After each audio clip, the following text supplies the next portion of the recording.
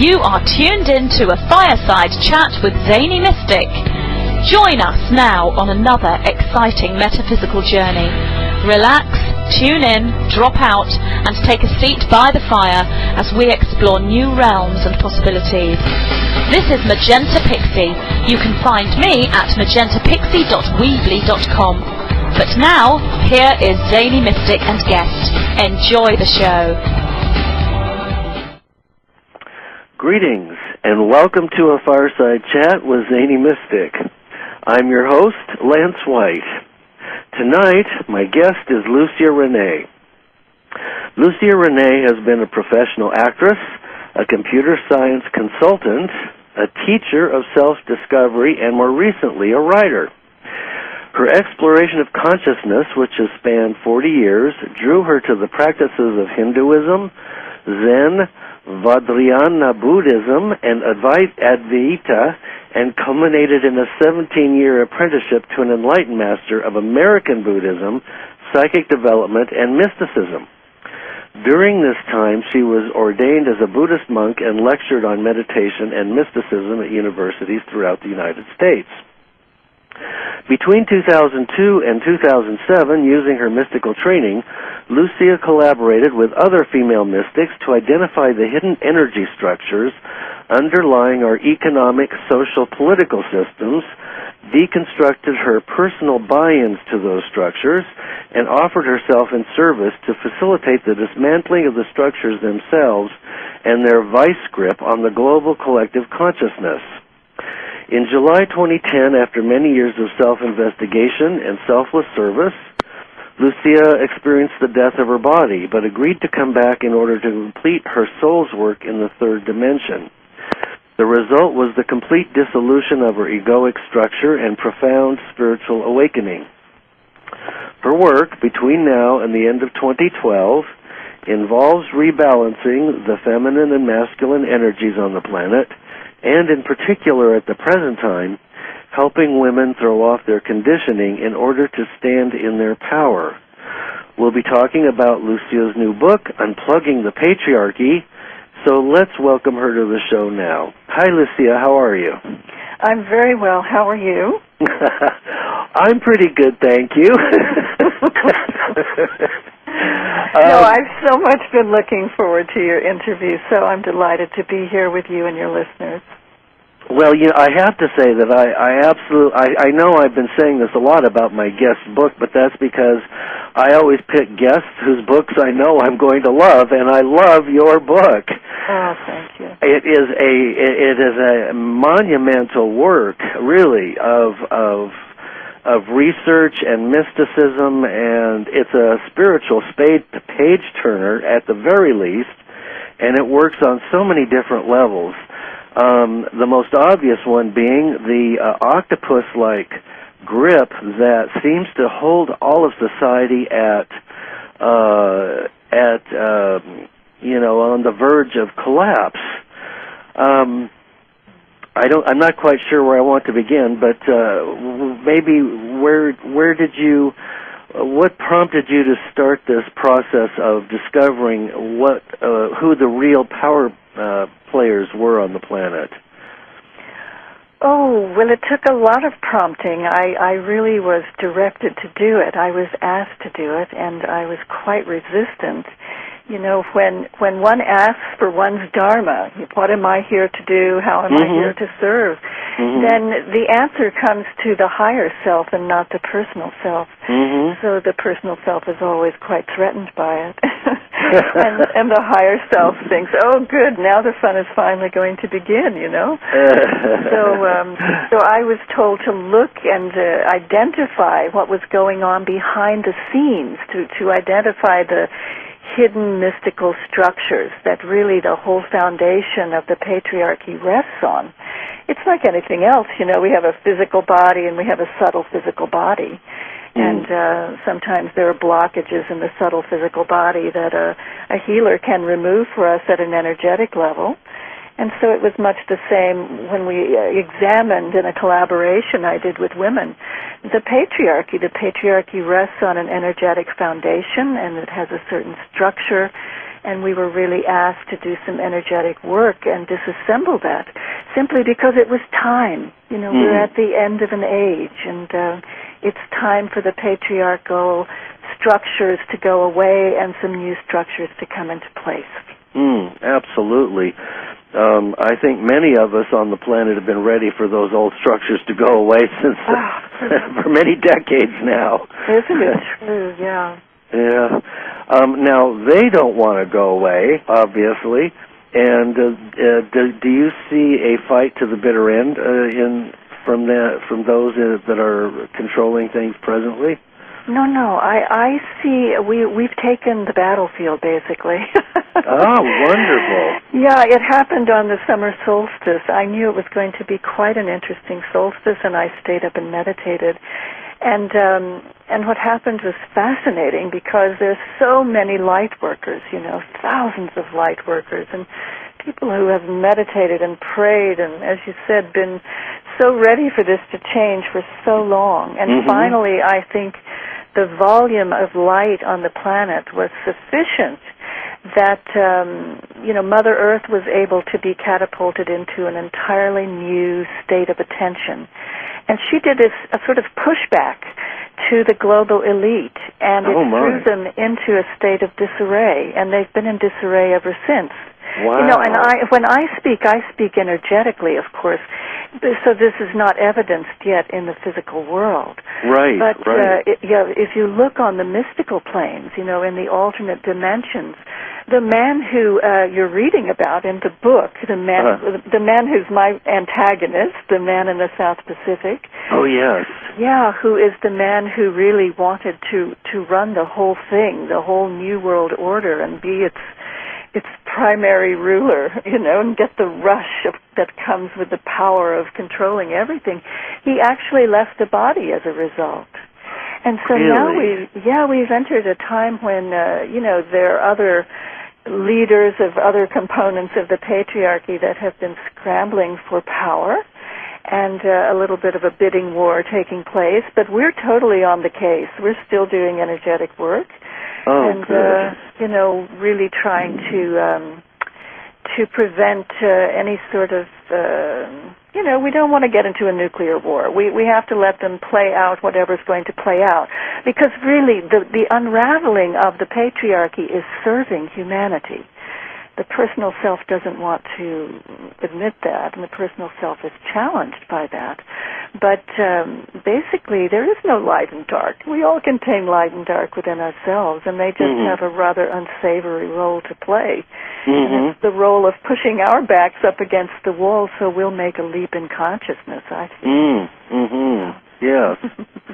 It does seem that we're allowing ourselves to be pushed very far against the wall, indeed. So if that's true, and it does seem that this has been going on for some time, there's a channel named Channels Bashar who calls that the rubber band effect, that once that reaches its limit, it snaps back in the other direction, and then when it goes in the direction of consciousness, it's all the higher.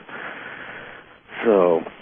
Yeah, and I think that happened really in August. I think it snapped in August. Because my sense, and the women that I work with and collaborate, is we are really, and when I say on the offensive, you know, I just speak as a military person. Military, if you go back a long way, is about balance. And my dharma is to rebalance the energies on the planet between the masculine and the feminine. Of course, there are many people working on that, but that's my primary, the reason that I'm here. And so I tend to speak, you know, with a military-type tone. And so then we could talk about it in any way. We could talk about it as healing the planet. We could talk about in this dance of duality, you know, we've just made a turn on the dancing field, on the dancing floor. But I speak in military terms. So in those terms, you know, when the enemy starts to retreat, that's the time you move forward and you begin to do a cleanup exercise. So. Oh, absolutely. I certainly admire, I mean, hold all of you, and of course all of us here in the audience and all who are here playing our roles on planet Earth in the highest esteem, because this is not an easy game board to be on right now, and I suspect it's going to the events are going to become more interesting as we approach 2012. Yeah, and I very much appreciate that. Thank you. Now, speaking of that, it seems like we're entering all kinds of cosmic transits and Mayan calibrations, shifts from nights to days and things like that. Do you track any of that, or are you following your own inner guidance and higher sources? No, of course I take things in, the Mayan things. And I was listening to Barbara Hand-Clow, who I greatly admire, that you interviewed recently. And there's so many people doing so much amazing work. And so for me, and I think probably we're all the same, you just, you read things that come your way, and then you see, yes, this resonates with me. And I think also we've entered a time of dreaming, really, where we can manifest, we can co-create, and we're only beginning to explore the possibilities and learn what that's all about. But, if we say it, if we believe it, if there is belief within the collective that we can turn the battleship in the water, we can. We can basically do anything that we put our attention on now. And that's happening. So, as you were saying in her interview, you have so many friends who are awakening and to whom so many extraordinary things are happening. And the planet, the vibration is speeding up, and yes, we're all going through an intense awakening right now. Yes, no kidding, and I'm particularly feeling it tonight.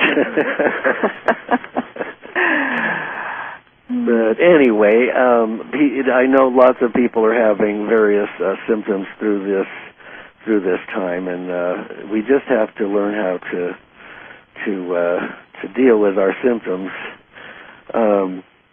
Yes, well, the symptoms are really, in my estimation, I do a lot of processing work with women because I've been asked specifically right now to work with women. But it's really just a matter of feeling your way into it. Anything that's coming up in awareness is really just a red flag going up. It's asking for our attention. And if you put your attention on it. Attention is very powerful. Attention is light, and when light moves, it's love, and nothing can withstand the force of love. It's the most powerful force in the universe. So really, if we just observe what's happening, I feel, in our own awareness fields, and then turn our full attention to it, it can be addressed very easily now because of the ascension process and the vibration of the planet.